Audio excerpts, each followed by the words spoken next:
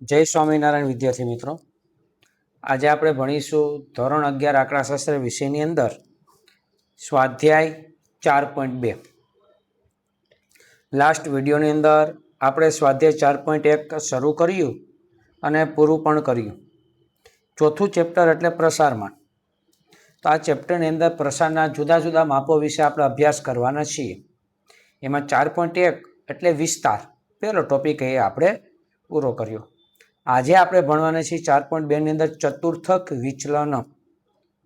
હવે ચતુર્થક એટલે આપ શબ્દ સાંભળેલો હશે કે ત્રીજા ચેપ્ટરની અંદર 3.4 જેની અંદર મધ્યસ્થ, ચતુર્થક, દશાશક અને શતાશક એ આપણે ભણી ચૂક્યા છીએ. એમાં ચતુર્થક શબ્દ આવે છે, મધ્યસ્થ પછી ચતુર્થક હું બોલ્યો. અહીંયા છે આપણે ચતુર્થક વિચલન. તો પહેલા વહેલાના સૂત્રનો અભ્યાસ કરીએ, ત્યાર પછી અહીંયા જે દાખલાઓ છે એ વિગતે પણ આપણે સમજૂતી મેળવીએ.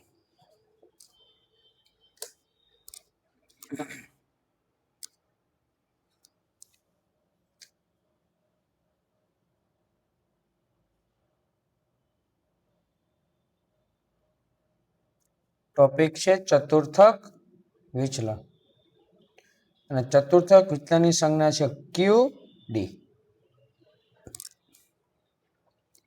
પેલું સૂત્ર છે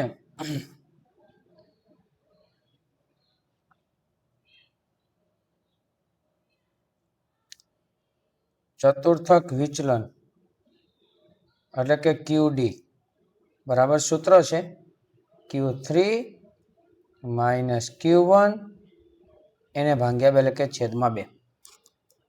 હવે Q3 એટલે ત્રીજો ચતુર્થક, Q1 એટલે પેલો ચતુર્થક અને એની સરેરાશ એટલે કે ભાગ્યા 2. તો આ બંને વસ્તુ આપણે 3.4 ની અંદર શીખ્યા જ છીએ. સ્વાધ્યાય 3.4 આ ચેપ્ટર ચાલે છે 4.2. આપણે શીખ્યા છીએ 3.4 ની અંદર, અગાઉના વિડીયોની અંદર. એ જ વસ્તુનું અહીંયા પુનરાવર્તન થશે. બરાબર. આ નિરપેક્ષ માપ છે, ચતુર્થક વિચલનનું નિરપેક્ષ માપ.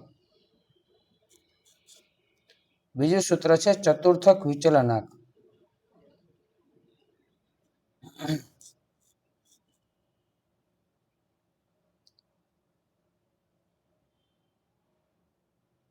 એની કોઈ સંજ્ઞા નથી, ક્યુડી એમાંની જેમ સંજ્ઞા નથી. સૂત્ર ડાયરેક્ટ Q3 - Q1 એના છેદમાં Q3 પ્લસ Q1. આ બે સૂત્ર યાદ રાખીએ એટલે 4.2 આપને આવડે. અહીંયા ફક્ત બાદ બાકી ભાગ્યા 2, અહીંયા અંશમાં બાદ બાકી છેદમાં સરવાળો. હા, જો આ ઓરિજિનલ સૂત્ર આવું છે કે અંશમાં બાદ બાકી ભાગ્યા 2 છેદમાં સરવાળો ભાગ્યા 2. ભાગ્યા 2 એટલે બે અંશ છેદ 2 નો સરખો છે એટલે ઉડી જવાનો છે, એટલે આવશે જ નહીં. એટલે આપણે લખ્યું જ નથી, એટલે ડાયરેક્ટ ખાલી બાદ બાકીને સરવાળો લખ્યું છે, ભાગ્યા 2 એવું લખ્યું નથી, કારણ કે અંશ અને છેદ બંનેમાં આવે છે. બરાબર. હવે 4.1 ની રકમ છે, સોરી 4.2 ની રકમ છે. પહેલી રકમ, એક નિશાનેબાજ એક સ્પર્ધાની પૂર્વ તૈયારી કરતી વખતે છેલ્લા 10 પ્રયત્નોમાં તેનું નિશાન નીચે જણાવેલ અંતરથી ચૂકી જાય છે. પછી અહીંયા વિગત આપી છે. બરાબર. આ માહિતી પરથી નિશાન ચૂકના માપનું ચતુર્થક વિચલનાંક શોધો. હવે આપણે 3 રકમ દેખાય. 4.2 ની અંદર 3 દાખલા આપણે ભણવાના છે.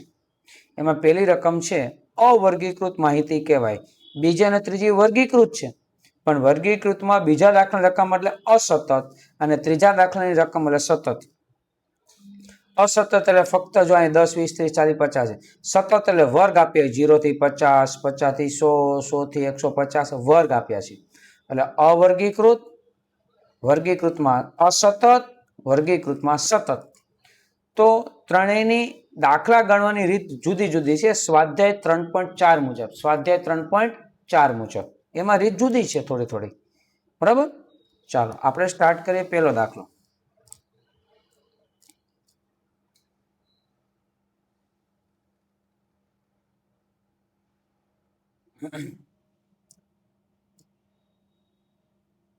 પહેલું કામ શું કરવાનું? અવર્ગીકૃત માહિતી હોય તો માહિતીને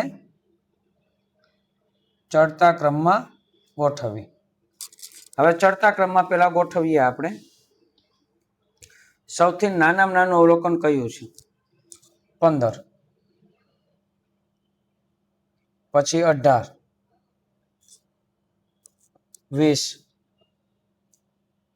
24, 25, 27, 32, 35, 36 અને 41. આટલા અવલોકનો છે. ગણી લો 1, 2, 3, 4, 5, 6, 7, 8, 9 અને 10. ચડતા ક્રમમાં ગોઠવ્યા પછી એક વખત ગણી લેવું. માની લો એકાદ વાર રહી જાય તો તમને ખ્યાલ હોય કે 9 જ થયા. ઓકે, રકમની અંદર કેટલા છે? 10 છે.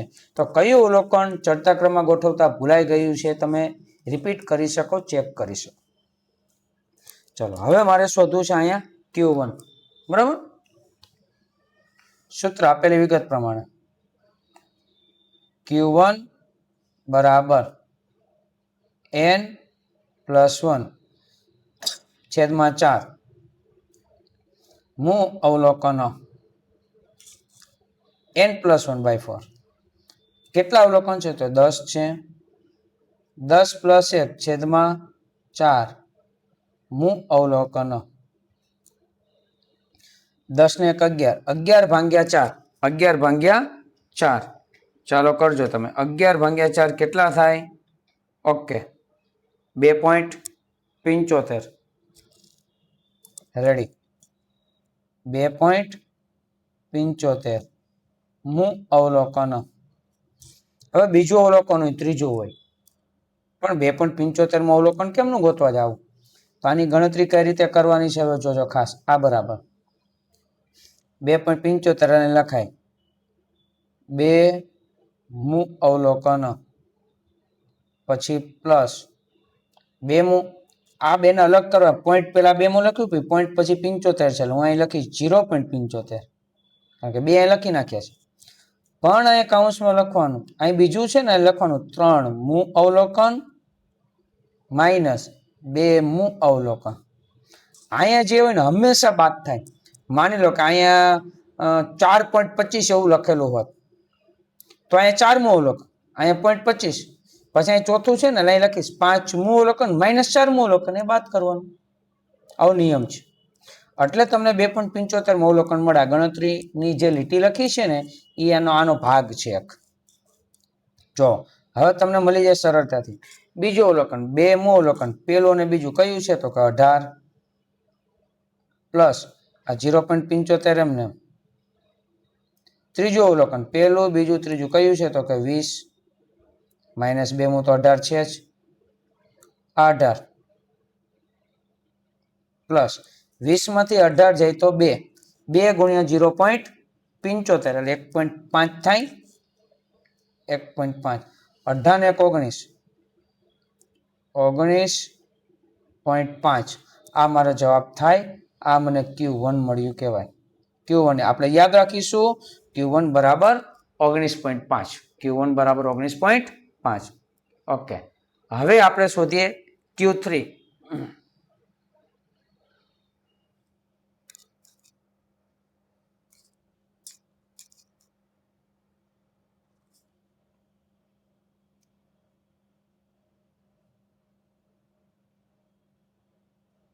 Q3 એટલે 3, બાકીનું સૂત્ર સેમ, n + 1 છેદમાં 4 મૂ અવલોકનો. આ બરાબર આ 3.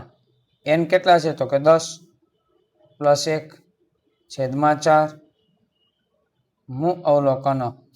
10 ને 1 11, 11 ભાગ્યા 4 એટલે 2.75, એને ગુણ્યા 3. ઓકે, 8.25 મૂ અવલોકન. 8.25 મૂ અવલોકન. હવે ઉપરની જેમ 8 અને 25 ને અલગ કરીશું.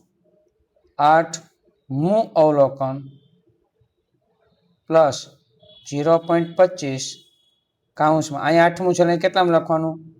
9 મૂ અવલોકન માઇનસ 8મું અવલોકન. હવે 8મું અવલોકન કયું છે ગણવાનું? તમને દેખાતું નથી પણ તમારી સામે હશે 1 2 3 4 5 6 7 8 આઠમું અવલોકન એટલે 35 છે. તમે ટેક્સ્ટ બુક લઈને બેઠો તમને ખ્યાલ હશે. પ્લસ 0.25 અને 9મું અવલોકન છે 36, પાછું 8મું એટલે 35. એ તો અહીં લખ્યું જ છે. ચાલો આ 35 પ્લસ 36 માંથી 35 છે તો 1 0.25 એકુ 0.25 બેનો સરવાળો એટલે 35.25 આપણો જવાબ Q3. આ Q3. Q1 Q3 મળી ગયું. હવે આપણે શોધવાનું કીધું છે દાખલાની અંદર ચતુર્થક વિચલન અને ચતુર્થક વિચલનાંક. બરાબર? ઓકે, એ બે વસ્તુ આપણે શોધીએ.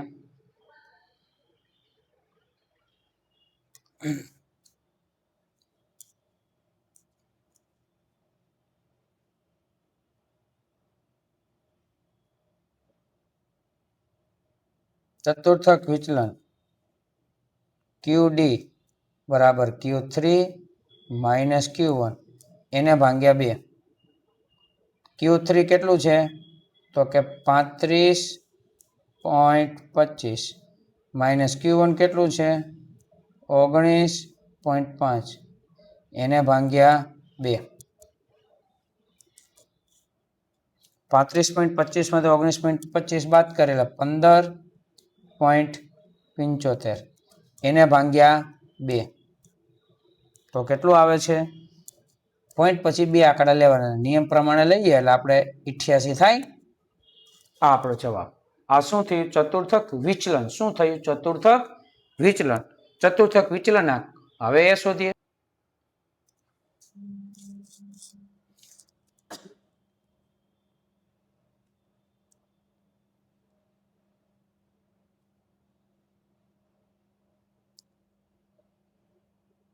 ચતુર્થક વિચલનાંક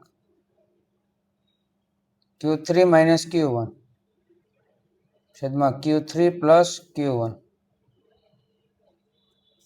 35.25 માઇનસ Q1 19.5 છેદમાં 35.25 પ્લસ 19.5. ચલો બાદ બાકી કેટલી છે? 15.75 છેદમાં 54.75.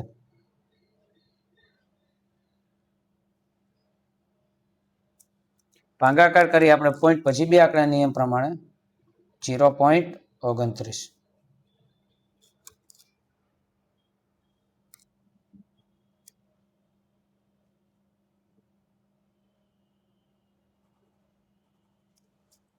દાખલા નંબર 2 હવે ભણીએ.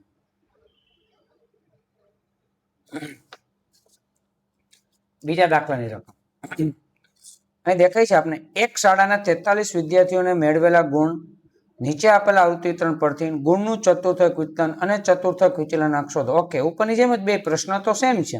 જો અહીંયા પણ ચતુર્થક વિચલન અને વિચલનાંક, અહીંયા પણ રકમ અહીંયા અવર્ગીકૃત, અહીંયા છે અસતત. અસતતમાં પેલા ખાનાને x કહેવાય, બીજા ખાનાને f કહેવાય. બરાબર?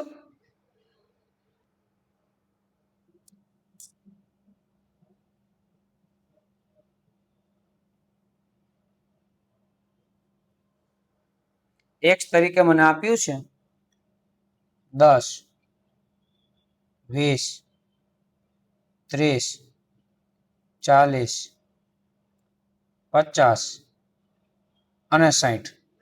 f તરીકે 4, 7,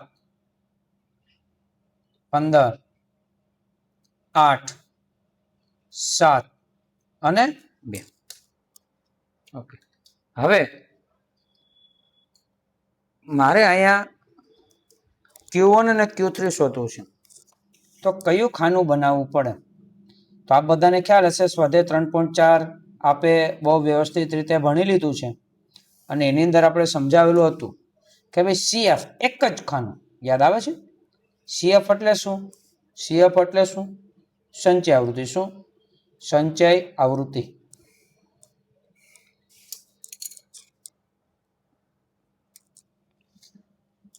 CF સંચયાવૃત્તિ. સંચયાવૃત્તિ એટલે અહીંયા શું કરવાનું? 4 ના 4, 4 ને 7 11, 11 ને 15 26, 26 ને 8 34, 34 ને 7 41 અને 41 ને 2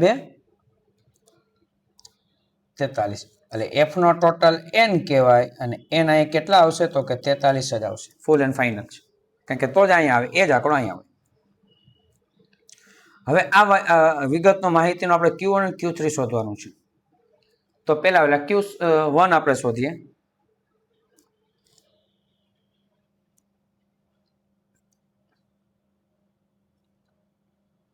n+1/4 મોઅવલોકન અવર્ગીકૃતમાં હતું એ જ અસતતમાં સૂત્ર છે. n લઈ 43 છે +1/4 મૂ અવલોકનો. 43 ને 44 ભાગ્યા 4 11 મૂ અવલોકનો. જ્યારે અહીં પહોંચીએ ને ત્યારે એક આવું કૌંસમાં લખાય. શું લખાય? CF ના ખાનામાં જોતા, આવું લખાય. તો 11મા અવલોકનનો સમાવેશ શેમાં થાય? ઓકે, 11 છે. શું વાત છે, સરસ. 11મા અવલોકનનો સમાવેશ 11માં જ થાય. આમ 4 બોલો તો એમાં 11 આવે નહીં, 11 બોલો તો 11 આવી ગયા કહેવાય. એની સામે જે x હોય તમારો જવાબ, તો અહીં શું છે? 20. Q1 એટલે 20. બરાબર. હવે આપણે શોધીએ Q3.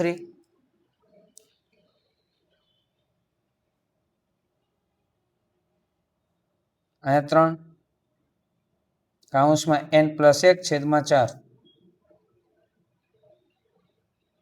મૂ અવલોકનો. બરાબર. અહીં 3 n એટલે 43 +1/4 મૂ અવલોકનો. 43 ને 44, 44 ભાગ્યા 4 એટલે 11, 11 33, 33મું અવલોકનો.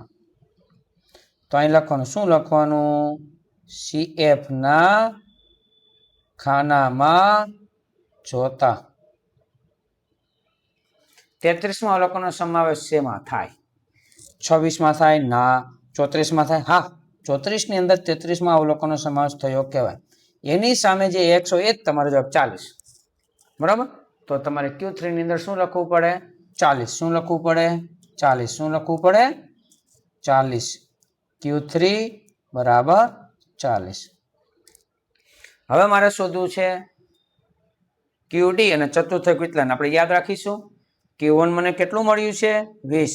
Q3 40. ફરીથી Q1 20 અને Q3 40. તો હવે મારે શોધવું છે ચતુર્થક વિચલન.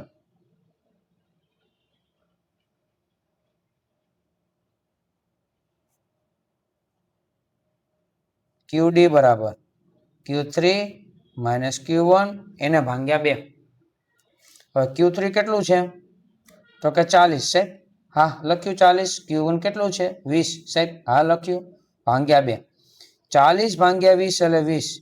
20 ભાગ્યા 2 એટલે કેટલા થશે? તો કે 10. QD બરાબર 10 થશે. એ જ રીતે ચતુર્થક વિચલનાંક.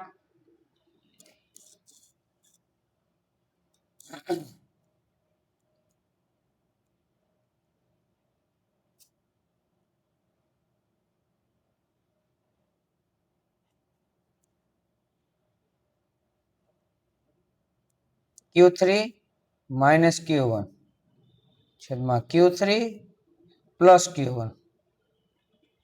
40 - 20 છેદમાં 40 પ્લસ 20.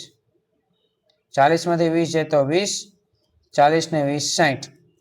20 ભાગ્યા 60 આપણે કરીએ.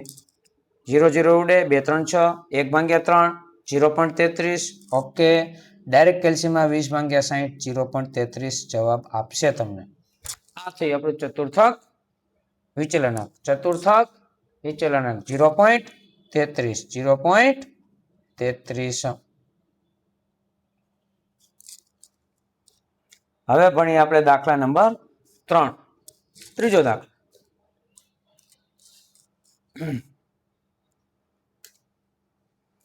એક રેસ્ટોરન્ટમાં કોઈ એક દિવસે આવતા 200 ગ્રાહકો નાસ્તાના બિલ તરીકે ચૂકેલા રકમનું વિતરણ નીચે મુજબ છે. અહીં આપી દીધી રકમ, નીચે કીધું વિચલન અને વિચલન અક્ષરો. ઓકે, આ કોષ્ટક એટલે કેવું છે તો કે સતત આવૃત્તિ વિતરણ. ધીસ ઇઝ અસતત, ધીસ ઇઝ સતત.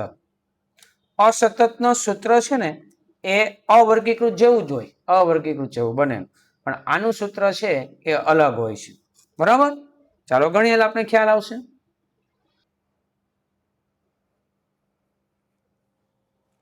અહીંયા આપણે રકમ આપી છે ચૂકવેલ રકમ અને એફ. આપણે એક જ ખાનું બનાવવાનું, એ છે CF એટલે સંચય આવૃત્તિ. 25 ના 25, 25 ને 40, 65, 65 ને 80, 145, 145, પ્લસ 30, 175, પ્લસ 25 એટલે 200. એટલે કે n બરાબર સિગ્મા એફ. એફ નો ટોટલને n કહેવાય અને n બરાબર કેટલા થયા? 200. બરાબર, ચાલો પહેલા વહેલા Q1 નું સૂત્ર મૂકવાનું.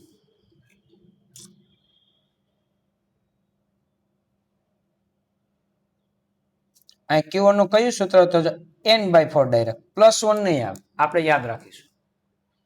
અવર્ગીકૃત અને અસતતમાં જ +1 આવે, પછી છેદમાં 4. અહીં ડાયરેક્ટ છેદમાં 4, n/4. હું અવલોકન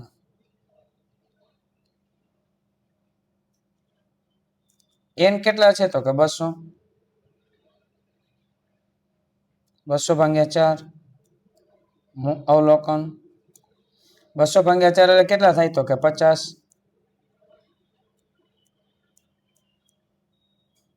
50મું અવલોકન.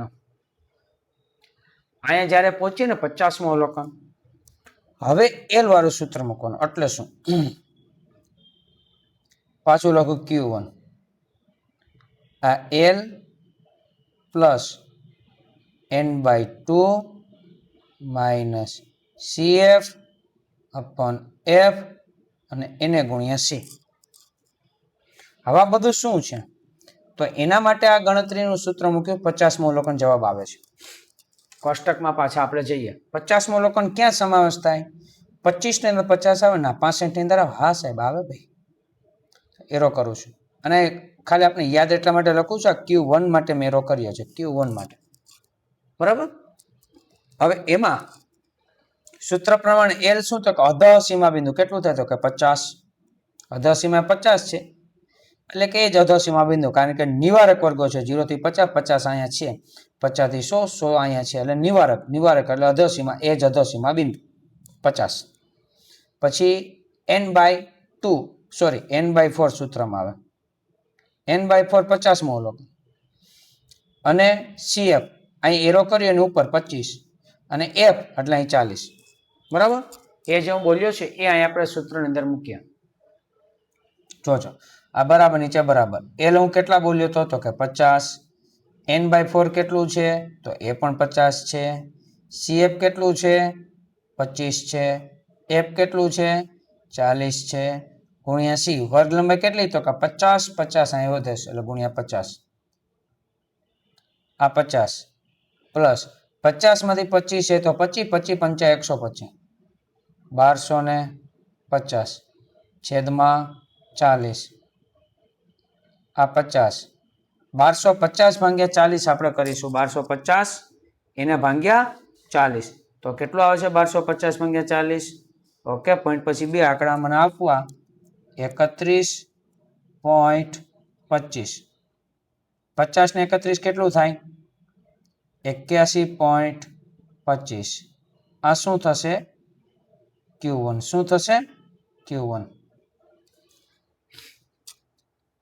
હવે એ જ રીતે Q3 એ પણ બાજુમાં અહીંયા સમાઈ જશે. અહીંયા જ આપણે કરીએ.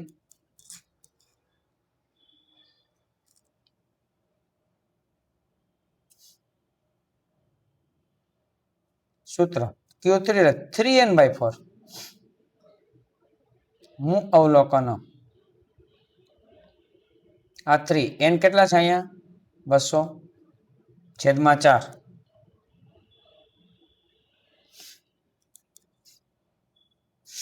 200 ભાગ્યા 4 એટલે 50.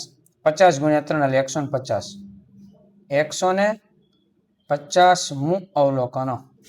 અહીંયા પહોંચે એટલે એલ વાળું સૂત્ર આની જેમ મૂકવાનું.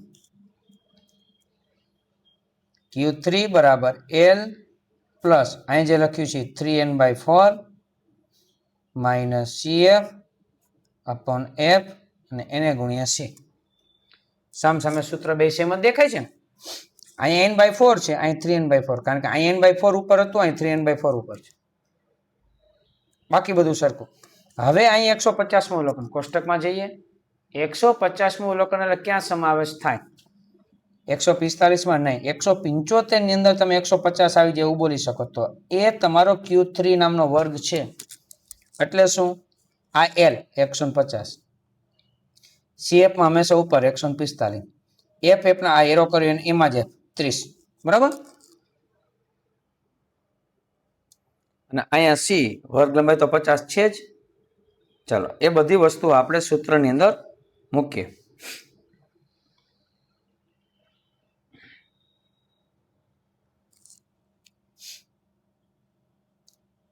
L કેટલું લેવાનું કીધું મેં? તો કે 150.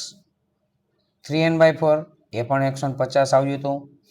CF ના ખાનામાં 145, F 30 ગુણ્યા C વર્ગ લંબાઈ 50 ની છે. આ 150, 150 માંથી 145 એટલે 5, 5 ગુણ્યા 50 એટલે 250 થાય, છેદમાં 30.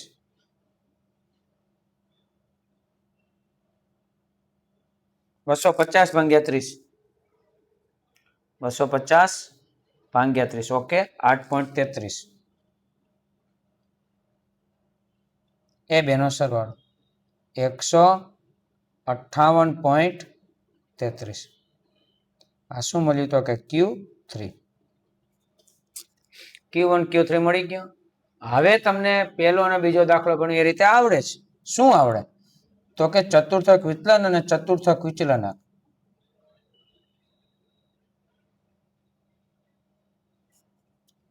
ચતુર્થક વિચલન એટલે QD. સૂત્ર શું છે? તો કે Q3 માઇનસ Q1 એને ભાગ્યા 2. Q3 એટલે 158.33, Q1 એટલે 81.25 અને એને ભાગ્યા 2. 158.33 માંથી 81.25 બાદ કરીએ 77.08, 77.08 એને ભાગ્યા 2 કરીએ આપણે. પોઈન્ટ પછી 2 આંકડા. ઓકે, 38.54 આપણો જવાબ. જો અહીંયા સુધીનો દાખલો છે ને, ઉપરનો દાખલો એ છે ને આપણે ત્રીજું ચેપ્ટર ગણ્યા 3.4 એ બધું છે સાચું. આ ચોથા ચેપ્ટરનું 4.2 અહીંથી જ શરૂ થયું કહેવાય. આના માટે જ ઉપરની ગણતરી આપણે બતાવવી પડી, ઉપરની ગણતરી કરવી પડી. ખ્યાલ આવ્યો? ઉપરની ગણતરી શા માટે કરવી પડી છે? કે ભાઈ મારે આ સૂત્ર પ્રમાણે Q3 અને Q1 હોવું તો જોઈએ ને મારી પાસે. એ નથી, એના માટેની માથાકૂટ હતી અને એના માટે આપણે ઉપરનું બધું શોધવું પડ્યું. હવે અહીંયા આવશે ચતુર્થક વિચલનક.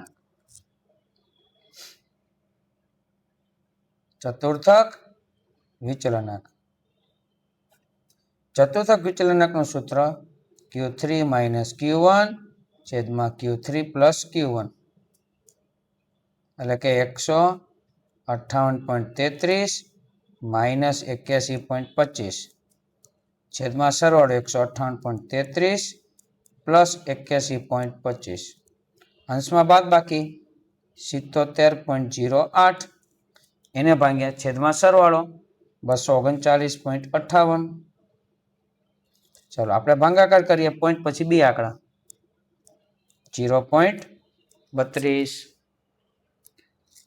3 રીતનો આપણે દાખલો ગણ્યો છે. હવે તમને 3 ઉદાહરણ ગણવા માટે પ્રેક્ટિસ માટે આપું છું. ઉદાહરણ નંબર 5, 6 અને 7. ઉદાહરણ નંબર અહીં લખું છું, આપણે હોમવર્કમાં ક્યાં કરવાના છે. ઉદાહરણ નંબર 5, ઉદાહરણ નંબર 6, ઉદાહરણ નંબર 7. આ જે વિડીયોની અંદર ભણ્યા સેમ ટુ સેમ દરેક રીતનો એક દાખલો. જ્યારે આપણે ઉદાહરણમાં દાખલા થઈ જાય ત્યારે ખાસ કોમેન્ટની અંદર લખજો કે દાખલા થઈ ગયા છે, અને